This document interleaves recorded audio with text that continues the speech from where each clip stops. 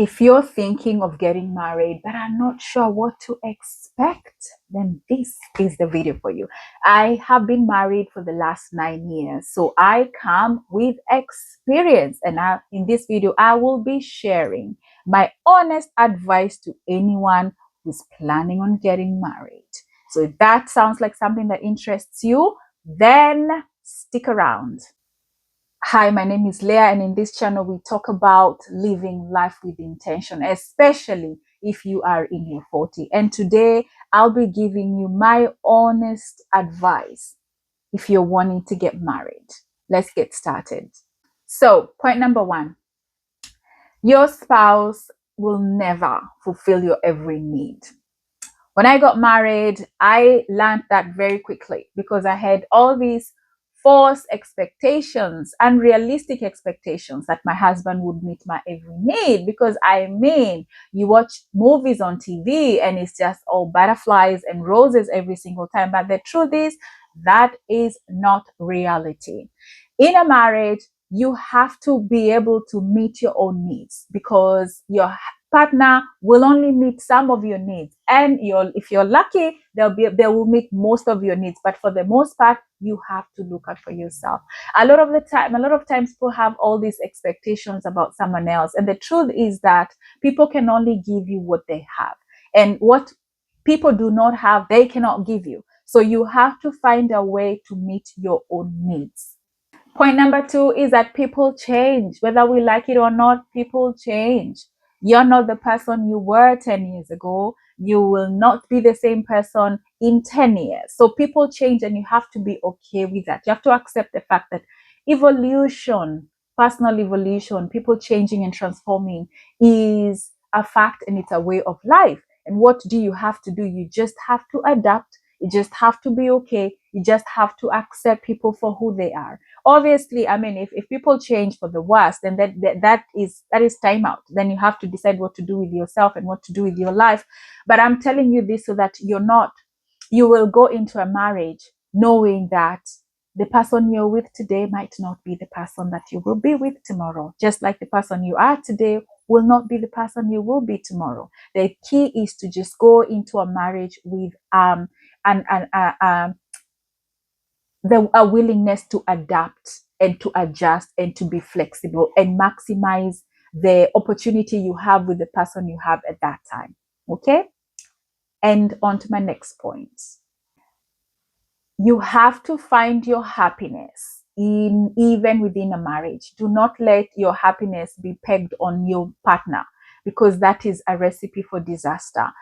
A lot of people, unfortunately, get married and they abandon the things that used to make them happy. They abandon all the friends they had that used to enrich their lives. And unfortunately, that does not go well. You have to make sure that you protect the things that fill you, the things that fulfill you. In a marriage, I like to say that you are there not to get filled, but you are there to fill into the other person.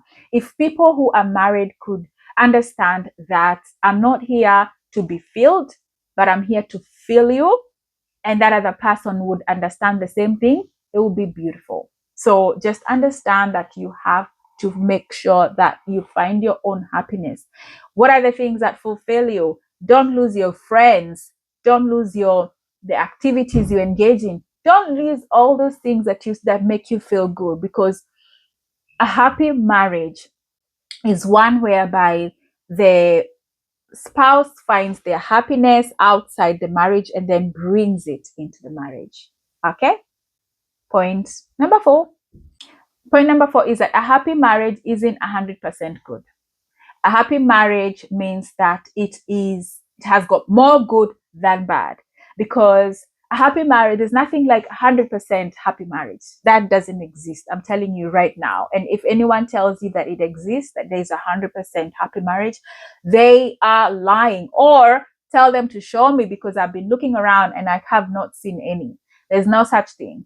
What a happy marriage is when there is more good than bad. Is when there is 70% or 80% of beautiful things, and then you have the 20% or the 30% that you're like, I don't like this, but I like this more. That is what constitutes a happy marriage. So just have your expectations well cleared, well laid out. There's no such thing as 100% marriage, but if you can find more things to celebrate about your partner and about your union than you can find to complain about, you're in a good place. The other thing is this: please keep your relatives out of your marriage. For me, I have had to just go like, you know what? I love you guys, but you're going to stay over here and we're going to stay over there. Family interference is one of the biggest things that ruins marriages. When you learn to when you get married, it's a beautiful sacred thing that you have. It's like this little plant that you're planting and you're watering and you're watering and you're watering. And in as much as our relatives might mean well by sort of coming in and putting themselves and saying the things they need to say or giving opinions about the marriage, the truth is that only two people can it takes two to tango. Only two people can have a perfect tango. That's what I'm trying to say. Only two people can have a perfect tango. So keep your relatives outside. I know you love them, but keep them there. Trust me, you will be happy. Family interference, in as much as sometimes it comes from a good place, does not always lead to the best outcomes. Protect the sanctity of those two people, okay? Because respect only grows when people understand each other, all right? And the last point is this, and it is a hard one, but try your best to keep your marital struggles to yourself. What do I mean? Don't go complaining or telling people about every disagreement you have with your partner. You have to train yourself to keep your marital struggles within yourself. And what do I mean? I'm not saying not to go and talk about it. There are times you will know when it's time to actually reach out and talk to someone when things are really bad in your marriage. And that's not what I'm talking about. But I'm talking about every little argument. You're on the phone to your mom, or you're on the phone to your sister, or you're on the phone to your friends. Like, come on. The truth is, two people who live together will disagree from time to time. And what that means is that it's your job to protect your partner.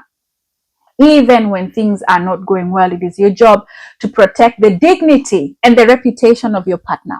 If it's those little things where you have the bickerings and disagreements about this, about that, maturity calls for you to be like, you know what, I'm not gonna tell anyone about it. I will keep myself, hold it together. I'll go for a walk and I'll come back. And then from there, we can continue. Okay. Be mature in your relationship, in your marriage, and don't just be someone who just blubbers and just tells everyone about the last disagreement you had. Because the danger of doing that is that you and your partner can make up. You and your partner can put everything behind you, but people will not be able to do that. And what has happened is that in your moment of anger and your revenge, wanting to prove a point, you have tainted the image of your partner. The truth is that you're supposed to be your spouse's best friend. You're meant to support your spouse. You're meant to protect your spouse. You're meant to be the first person that your spouse can lean on, and the person that your spouse can have confidence in you, that you're going to protect protect them and protect their reputation. Okay, so just remember those things. If you're trying to get married, if you're wanting to get married, do not forget those things. So if these things spoke to you, please hit that like button, comment and subscribe, share with your friends. But also let me know, for those of you in the community that have been married, what's the one thing you would add to this? What's the one thing you would want someone to know before they walk into that wall and proclaim an everlasting union with the love of their lives? Let us know. I shall see you in the next one. God bless.